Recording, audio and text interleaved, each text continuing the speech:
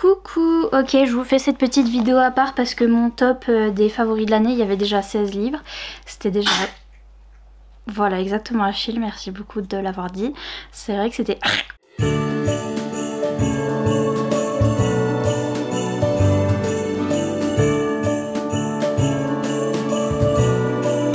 Ici c'est les mentions spéciales, c'est ceux que j'ai presque mis dans les favoris de l'année et que j'ai adoré, mais qui sont pas allés dans les favoris de l'année. Je vous dirai les petites raisons du pourquoi du comment, mais il n'y a pas de grandes raisons, c'est juste que j'avais plus de place.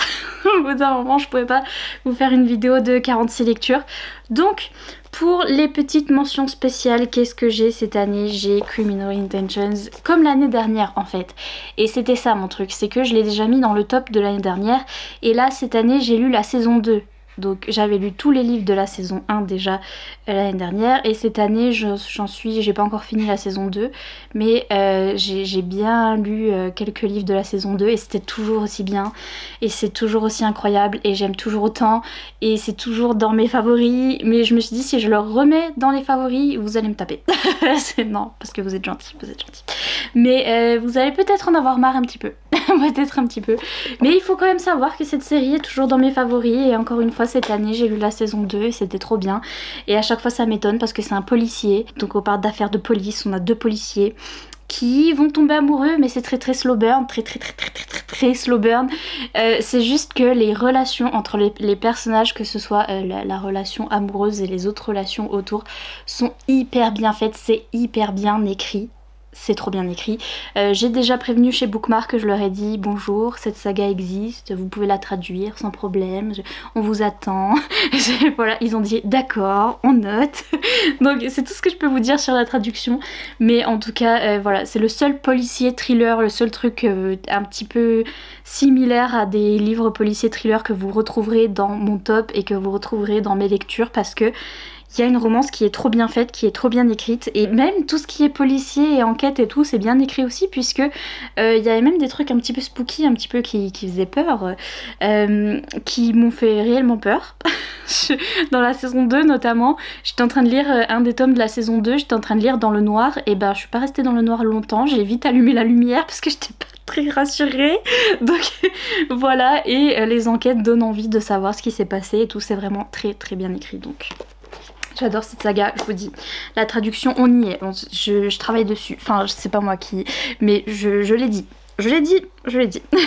On a aussi ce livre-là, Wolf Gone Wild. J'ai adoré ce livre de Juliette Cross, qui est une bitolito, c'est un petit peu une urban fantasy. On est à la Nouvelle-Orléans, on est avec les sœurs Savoie. Et ce sont des sorcières en fait, et elles font partie, voilà, elles sont dans une petite ville à la Nouvelle-Orléans. Et elles tiennent un shop de sorcières où elles vendent des cristaux, des trucs comme ça. Elles tiennent aussi un petit bar, il me semble, où c'est The Witch's Brew ou un truc comme ça. Donc voilà, elles ont plusieurs établissements dans la ville et elles sont beaucoup de sœurs. Il y en a... je sais plus combien il y en a, je peux plus vous dire. Mais là on suit la première sœur Ivy qui va en fait se faire aborder par un monsieur qui est un loup-garou. Et là dans cet univers les loups-garous sont considérés comme des moins que rien, ils sont pas du tout considérés par la communauté paranormale. Donc les sorcières sont au courant que les loups-garous, tout ça, les vampires existent, et inversement, mais ils sont un petit peu cachés des humains.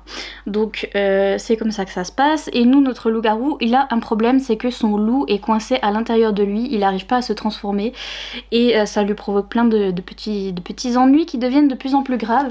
Et donc il va avoir besoin d'une sorcière pour briser le sort qui a été jeté sur lui. Le fait qu'il ne puisse plus se transformer, en fait c'est un sort qu'on lui a jeté.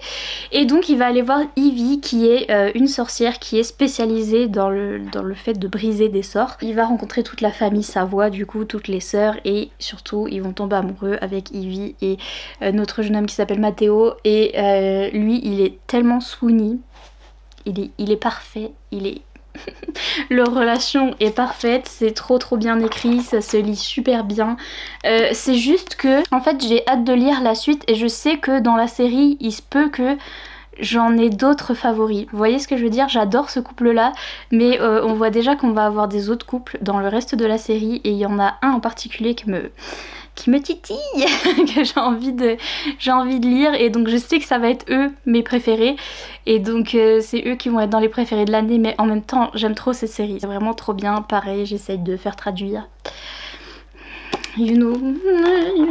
Mais c'était vraiment incroyable, et c'est un 5 étoiles, donc c'était trop cool. Encore un 5 étoiles, Berries and Greed, je l'ai lu il y a pas longtemps, donc de Lily Mayne, qui a écrit ma saga des monstres, si vous vous souvenez, l'année dernière.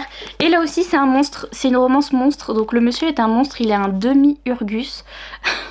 Je sais même plus. Et notre jeune femme est humaine, et il y a tout, le plot est complètement, voilà, exactement, Achille l'a fait.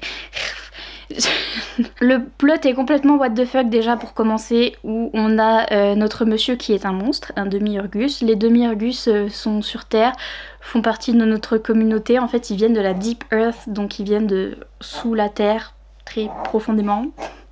Oui, bah oui. Ils sont arrivés dans le monde des humains, et ils font partie maintenant de la communauté des humains et tout. Et elle fait partie d'un culte. Alors elle est, au tout début, elle est dans une secte, parce que en fait elle est là, elle croit pas trop à ce qui se passe dans cette secte. C'est une secte qui vénère du coup les monstres là, les demi-Urgus. Sachant que eux, ils sont au courant qu'il y a une secte comme ça, ils sont un peu genre... bah on leur a rien dit, enfin genre ils font ce qu'ils veulent, mais en vrai on est un peu gêné quoi. Et elle fait partie de cette secte, et lui il va aller la voir dans son monastère. Il va rentrer dans le monastère parce qu'en fait il se sent seul, et il cherche un roommate, il cherche quelqu'un qui voudrait habiter avec lui dans sa grande maison, et il se dit bah je vais aller dans le culte là, dans la secte qui aime trop les monstres comme moi, peut-être qu'il y en a un ou une qui voudra bien vivre avec moi, parce que je sais pas, parce qu'ils aiment bien les monstres et tout. Donc il va là-bas, mais il est très goofy, et il est très maladroit parce qu'en fait il a de l'anxiété sociale. C'est hyper bien représenté, c'est hyper bien fait. Donc il arrive là-bas, il sait pas trop ce qu'il fait là, et c'est trop rigolo. Et elle le rencontre, et ils vont finir par être roommates, par vivre ensemble. Ils sont trop mimes tout du long, c'est vraiment cocooning, où ils vivent dans la même maison, ils s'achètent à manger, ils se commandent à manger, et ils regardent des films tous les soirs. C'est juste le truc le plus cocooning de l'univers. La représentation d'anxiété sociale est trop bien faite avec notre monsieur, et ils sont trop mimes. Ils ont une relation aussi un petit peu particulière niveau olé olé, parce que lui en fait il aime bien des trucs qui sont assez shamés dans son espèce. Les monstres comme ça, ils sont plutôt tendance à être dominants, machin bidule, et lui au contraire il aimerait bien être dominé, et en fait il s'avère que ça marche bien avec cette jeune femme là. Et donc voilà, ils ont ce truc un petit peu particulier, c'est vraiment deux personnes qui se rencontrent et qui sont faits l'un pour l'autre, et c'est trop mignon, c'est trop cocooning, j'aime trop la représentation d'anxiété sociale, ma vie, c'était trop cool. Donc voilà, un fave, mais j'avais pas de place dans les faves, j'avais pas de place, et il est à peine trop long. Je vous avais dit quand je le lisais aussi, c'est qu'il est à peine trop long. Moi j'ai trop aimé parce que j'ai trop aimé, mais j'avoue qu'il est long, il est quand même long, donc il y a ça, mais j'ai quand même adoré. Il y a eu aussi une autre romance monstre, il y avait That Time I Got Drunk and Save the Demon, je sais jamais la fin du titre, mais le titre était très long, de Kimberly Lemmings. J'adore ce livre et j'adore cette saga, et pareil, je sens que dans la saga va y avoir d'autres couples que je vais mieux aimer, et en fait faut juste que je continue faut juste que je continue la saga, mais c'était trop drôle, c'est trop bien, c'est des livres qui sont pas très longs, c'est vraiment des petites histoires où c'est de la cozy fantasy en fait. On est dans un monde de fantasy, on a nos jeunes femmes, en fait toutes les jeunes femmes principales de toute cette série c'est des jeunes femmes noires. C'est fait exprès par l'autrice qui est une femme noire américaine, et qui fait exprès d'intégrer tous des trucs, par exemple elle intègre l'accent qu'ont les gens noirs américains dans les quartiers un petit peu américains, et elle intègre plein de trucs comme ça pour que ces gens là se retrouvent dans cette histoire, et une petite cozy fantasy avec des personnages principaux qui soient des personnages noirs, et c'est trop bien, c'est incroyablement bien fait, c'est trop cocooning. Là le premier c'est notre petite sorcière qui s'appelle Cinnamon, donc elle s'appelle Cannelle, elle vend de la cannelle dans son village avec ses parents, et en fait elle va tomber sur un démon ils ont appris que les démons étaient méchants et tout, et que attention, fallait faire attention parce qu'ils allaient les manger, machin bidule. Donc elle tombe sur les démons, elle est là, oulala, c'est mal barré, mais en fait elle va finir par aider ce démon qui est dans une situation un petit peu particulière, et les deux ils vont partir dans une quête, et ils vont se rendre compte que les démons c'est pas eux les méchants, mais il y a d'autres méchants, et justement ils vont aller combattre les vrais méchants. Et c'est vraiment hyper cocooning, c'est drôle. C'est trop drôle, ça se lit super vite et c'est trop cosy, j'aime trop. Mais il faut que je continue la saga parce que je sens que je vais avoir d'autres favoris dans tous les autres. You know. Mais c'était un favori aussi, c'était une petite mention spéciale. On a la Guilde des Ombres aussi, j'ai relation très compliquée avec la Guilde des Ombres. J'ai lu ça cette année et c'est vrai que c'était presque un coup de cœur, c'était une très bonne lecture. C'est de la dark fantasy, très très dark.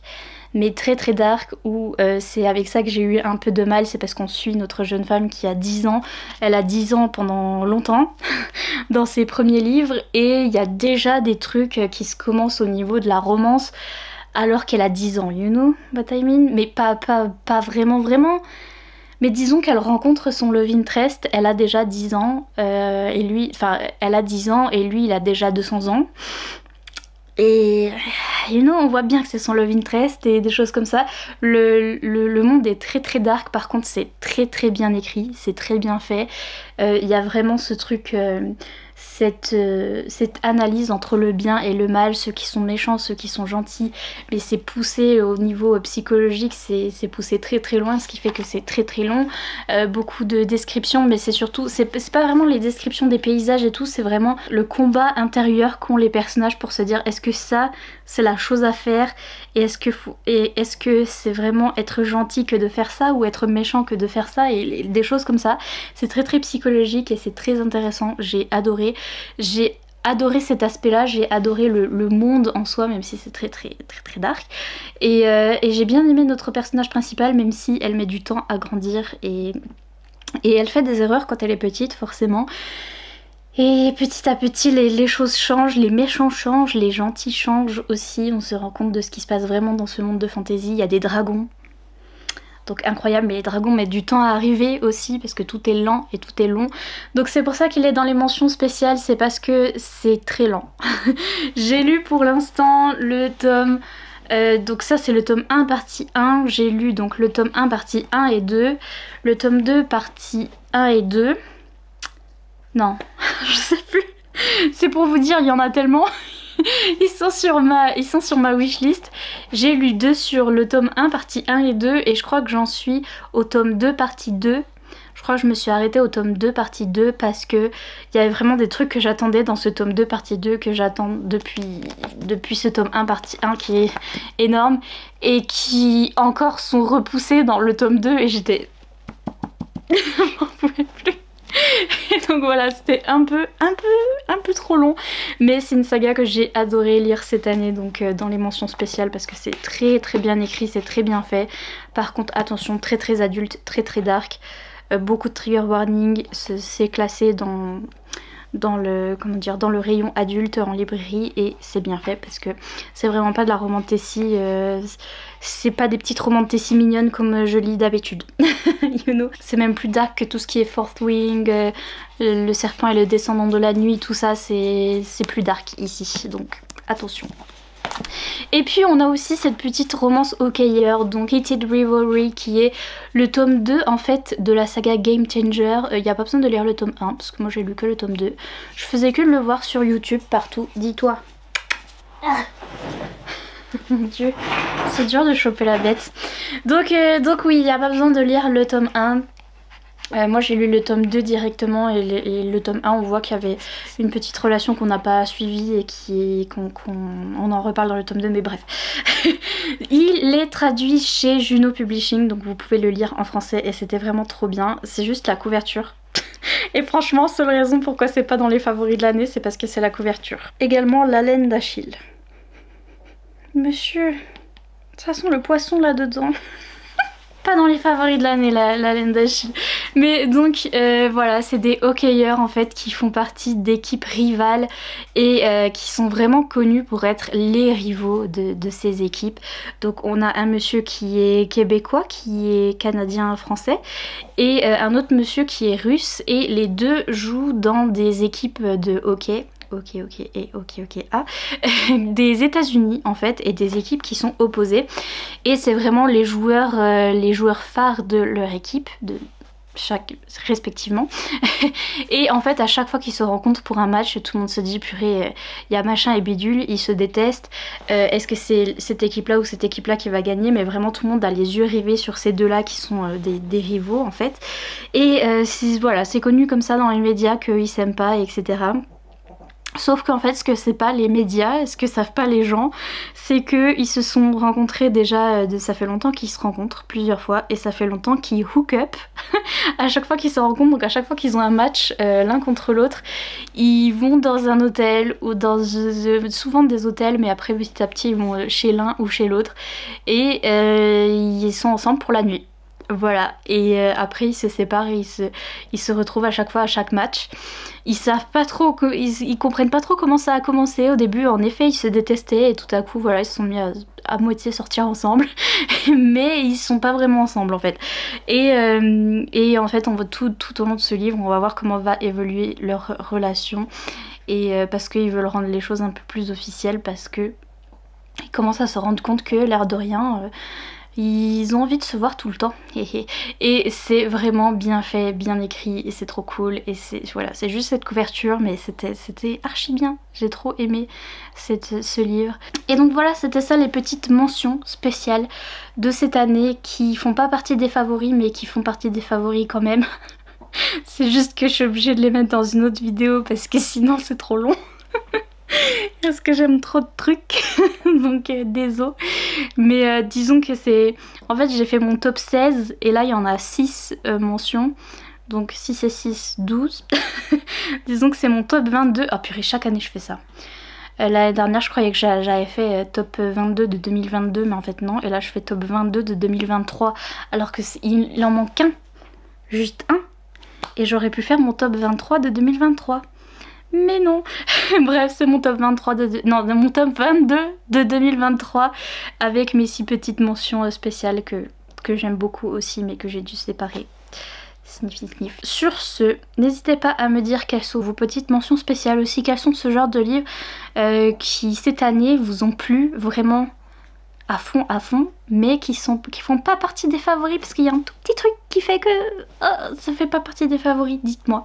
Je suis sûre qu'il y a des livres comme ça dans ce que vous avez lu, c'est sûr. Je suis pas la seule, c'est sûr, je suis pas la seule, ok. Sur ce, je vous laisse tranquille pour cette vidéo, mettez des petits emojis flocons en l'honneur de mes boucles d'oreilles. Et je vous dis à demain pour un prochain vlogmas. Ce n'est pas fini les vlogmas, ça ne finira jamais, enfin du moins tout le long du mois de décembre jusqu'au 25. Donc voilà, à demain, bye.